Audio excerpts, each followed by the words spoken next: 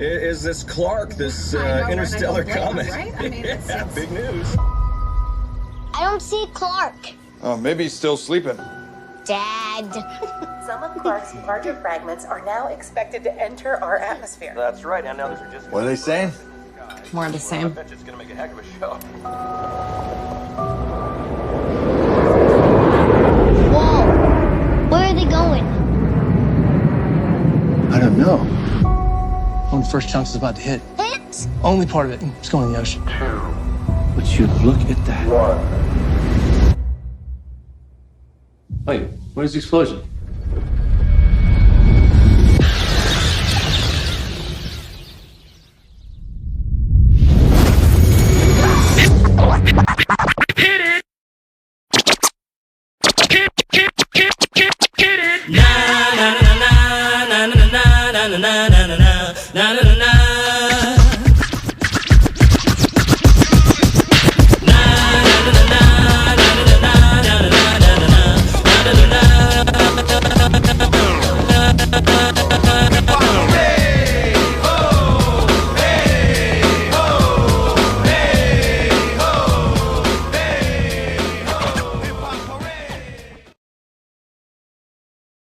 Chapter 1.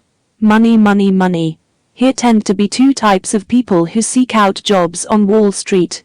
The first are those with wealthy parents who were sent to the right prep schools and Ivy League colleges, and who, from their first day on the trading floor, seem destined to be there. They move through life with a sense of ease about themselves, knowing that they will soon have their own apartments on Park Avenue and summer houses in the Hamptons, a mindset that comes from posh schooling and childhood tennis lessons, and an understanding of when it is appropriate for a man to wear sisaka, and when it isn't. The second type call to mind terms like street smart and scrappy. They might have watched their fathers struggle to support the family, toiling in sales or insurance or running a small business, working hard for relatively little, which would have had a profound effect on them. They might have been picked on as children or rejected by girls in high school. They make it because they have a burning resentment and something to prove, or because they have the ambition to be filthy rich, or both. They have little to fall back on, but their determination and the willingness to do whatever it takes, including out-hustling the complacent rich kids. Sometimes the drive these people have is so intense, it's almost like rage. Stephen Cohen came from the second group.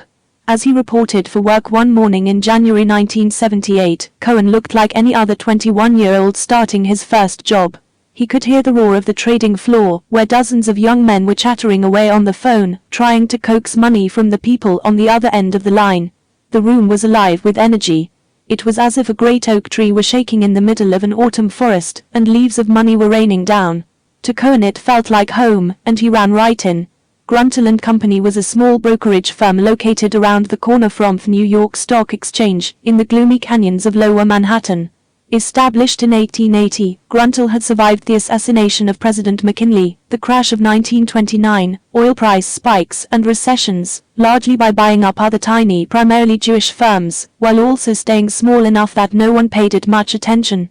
From offices across the country, Gruntle brokers tried to sell stock investments to dentists and plumbers and retirees.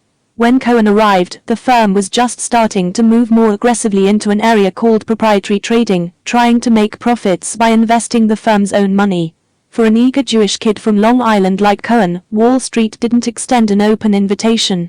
Even though he was freshly out of Wharton, Cohen still had to push his way in. Gruntle wasn't well respected, but he didn't care about prestige.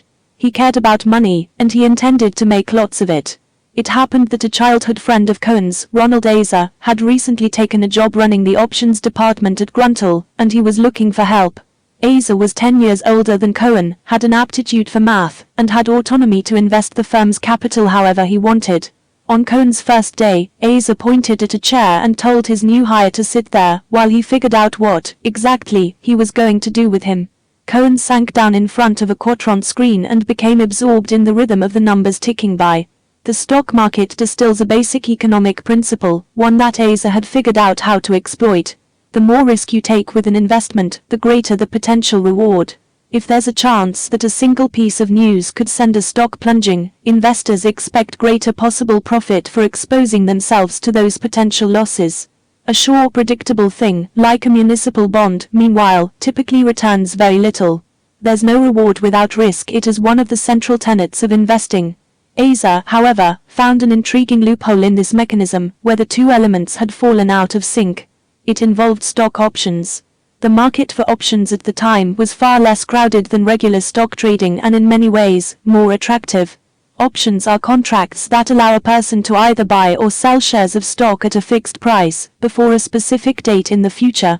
A put represents the right to sell shares of stock, which means that the owner of a put will benefit if the stock price drops, allowing him or her to sell the underlying shares at the agreed upon higher price.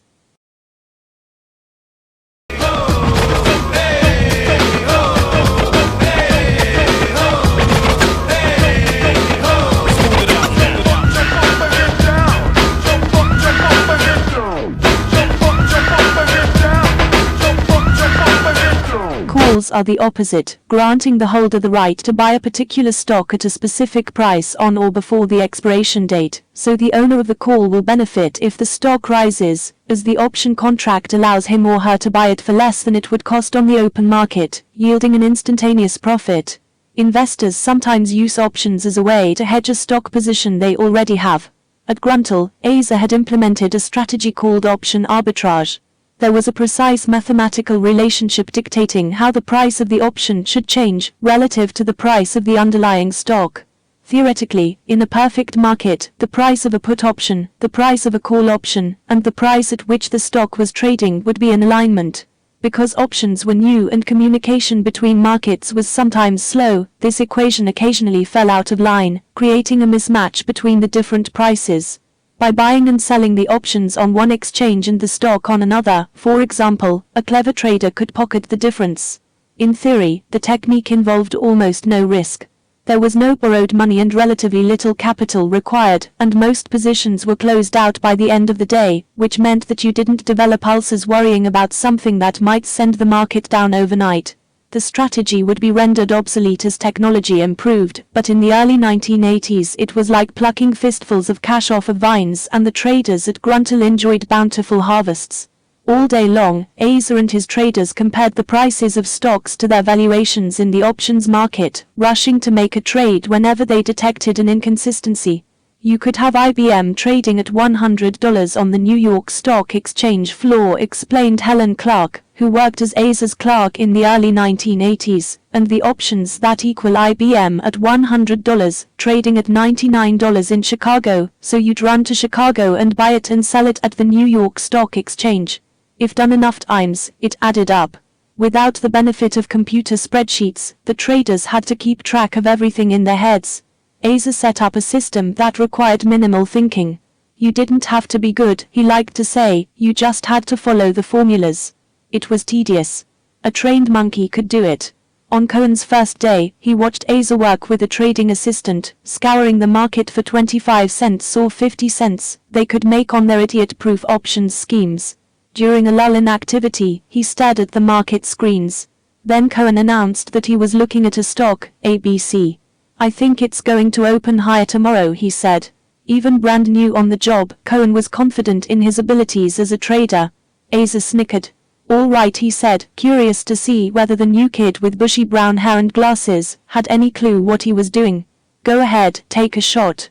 Cohen made $4,000 that afternoon, and another $4,000 overnight. In 1978, this was a meaningful profit.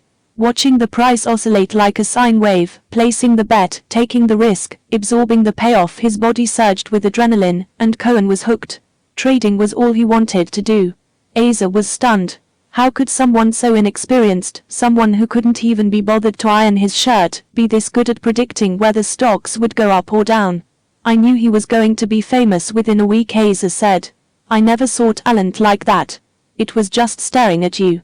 On Sunday afternoons, inside a 4-bedroom split-level house in Great Neck, a little boy stood watch by his bedroom window, waiting for the sound of tires on asphalt. As soon as the Cadillac pulled up outside, he came flying down the stairs. He wanted to beat his siblings to the door when his grandparents arrived. Walter and Madeline Mayer, Stephen Cohen's maternal grandparents, lived partly off an investment portfolio of inherited money, and they came to see their grandchildren once or twice a month. They led an alluring life in Manhattan, one that involved fancy restaurants and Broadway shows. They represented escape and abundance and excitement, and when Steve was growing up, their visits were his favorite moments of the week. They were always talking about money, and Cohen listened carefully to the lessons that emerged, the idea that once you had money, banks would pay interest on it, and that money could be invested and it would grow, requiring little or no work on the part of the investor, who was left to be envied and admired by others. The freedom that his grandparents enjoyed was a sharp contrast to the pinched and pedestrian existence of Cohen's parents. When his father walked in the door after work each night, Cohen grabbed his New York Post, so he could study the stock tables like his grandfather.